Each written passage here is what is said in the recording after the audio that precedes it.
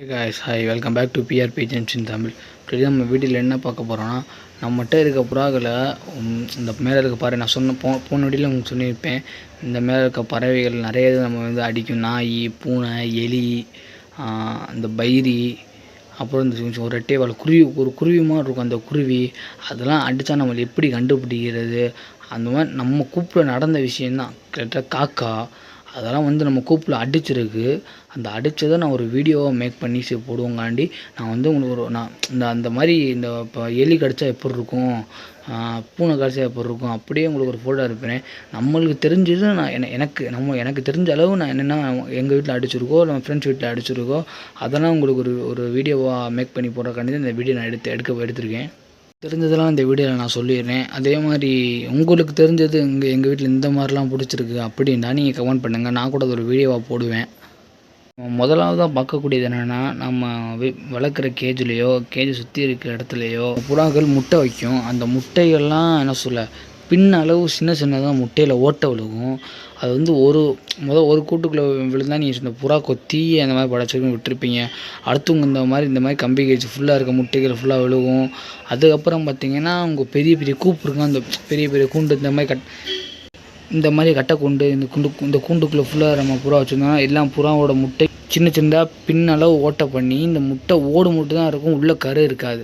இந்த மாதிரி பண்ணுச்சுன்னா நீங்கள் எந்த பிராணி இதை அட்டாக் பண்ணுதுன்னா சுண்டெலி, சின்னதாக இருக்கிற சுண்டெலி. சில இடத்துல மூஞ்செலின்டுவாங்க, மூஞ்செலி இல்லை சுண்டெலி.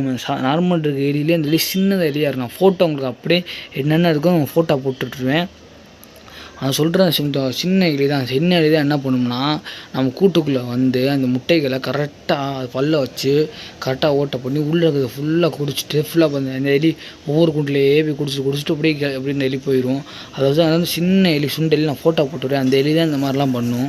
இந்த மாதிரி பிடிக்கிறத அது எப்படி நீங்கள் தவிர்க்கணும்னா, இப்போ இந்த மாதிரி வலை இருந்தால் பிரச்சனை இல்லை, அந்த எலி இதுக்குள்ளே நுழையாது.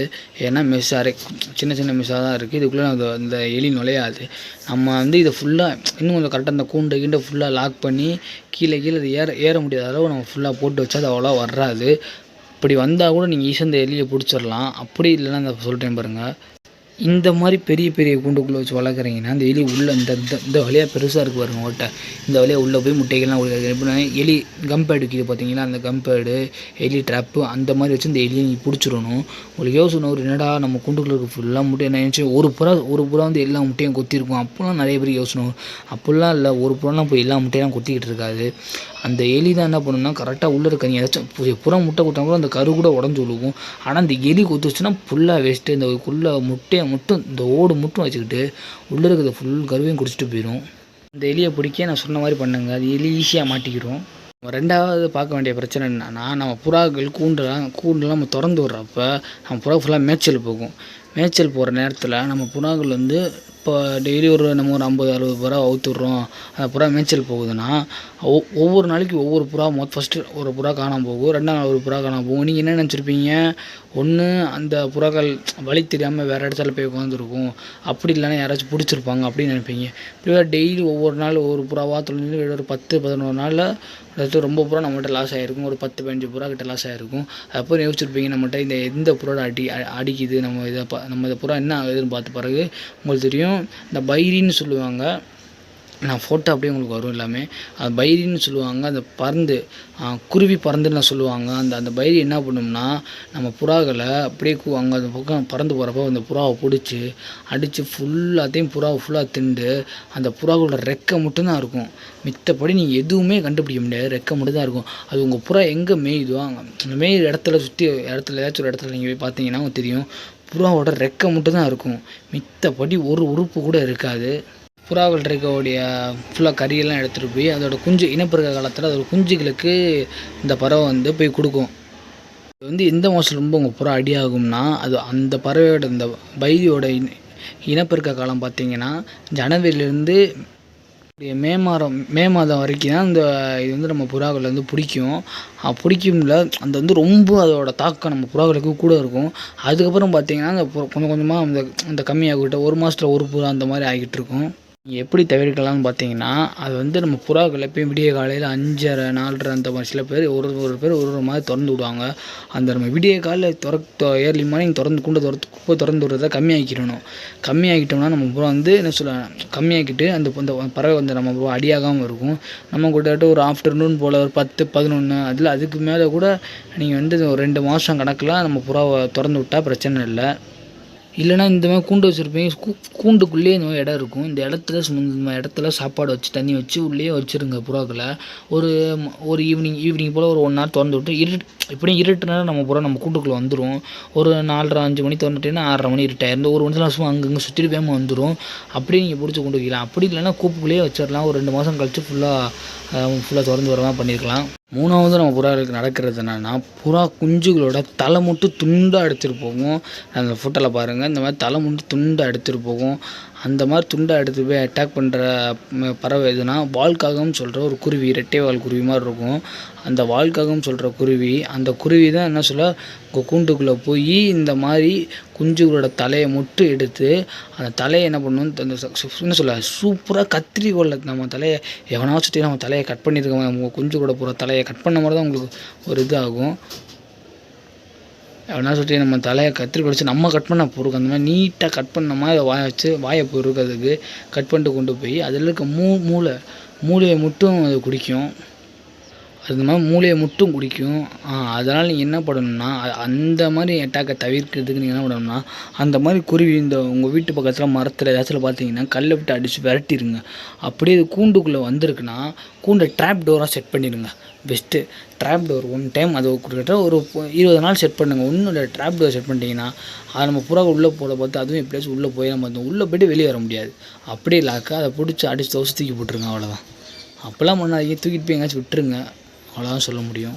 கண்டுபிடிச்ச மித்த பறவை கூட அடித்தா கண்டுபிடிச்சிடலாம். இந்த பறவை அடித்தா ரொம்ப கஷ்டம். சில பேர்லாம் வந்து கேட்பாங்கன்ட்ட, இந்த மாதிரி இது வந்து நான் ஃபோட்டோ அனுப்புகிறேன் பாரு, இது வந்து என்னங்க கடிச்சதுன்னு எனக்கு தெரில, எலி கடிச்சதா இல்லை காக்கா கடிச்சதா, பூனை கூட இப்படி கடிக்கும், ஒரே தின்ட்டு போகும், இது என்னென்னு பாருங்க. ரொம்ப சில பேர் கஷ்டப்பட்டுருக்காங்க. அப்புறம் பார்த்தா இந்த குருவி தான், சில பேர் இந்த குருவிலாம் பிடிச்சிருக்காங்க. இந்த குருவி தான் இந்த மாதிரி கரெக்டாக பண்ணுதுன்னு நிறைய பேர் கண்டுபிடிச்சிட்டாங்க. இந்த குருவியை நான் ஃபோட்டோ கூட போட்டு விட்டுறேன், பார்த்துங்க, நல்லா பார்த்துக்கோங்க. இந்த குருவி உங்கள் வீட்டு சொல்லி எங்கேயாச்சும் தான் பற்றி விட்டுருங்க.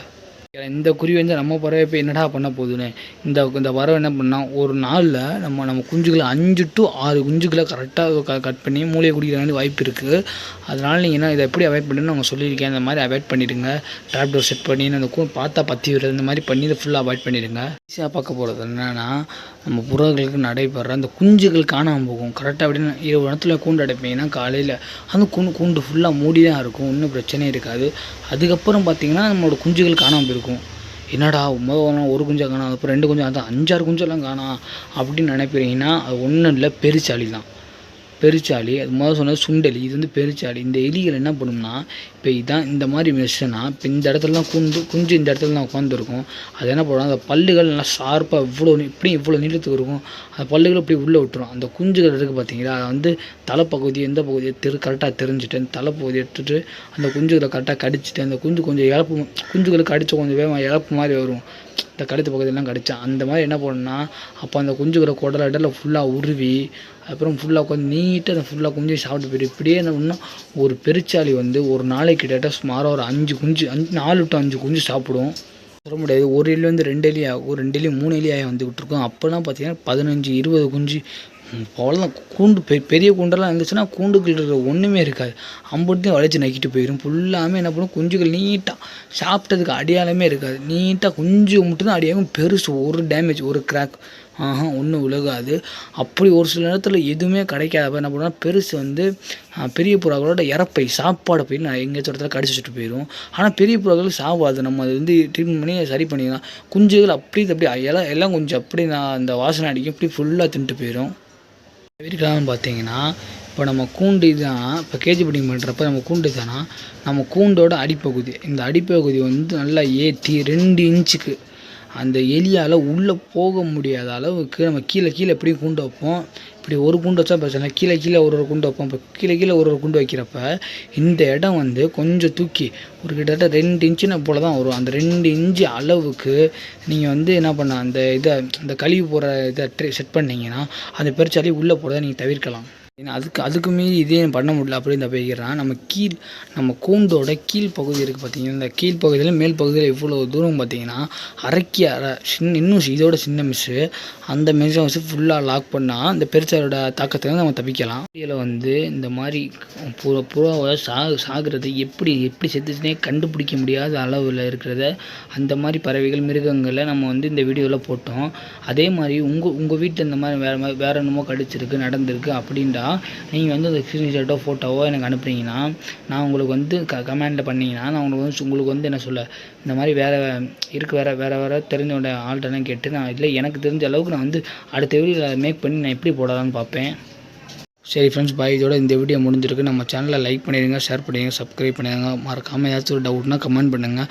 நீங்கள் பண்ணுற ஒவ்வொரு கமெண்டில் தான் எனக்கு வந்து என்ன சொல்ல மோட்டிவேஷனே அடுத்த வீடியோ போட இந்த மாதிரி இவங்க கேட்குறாங்களே அப்படின்னு எனக்கு ஒரு வீடியோ போட இது வரும்.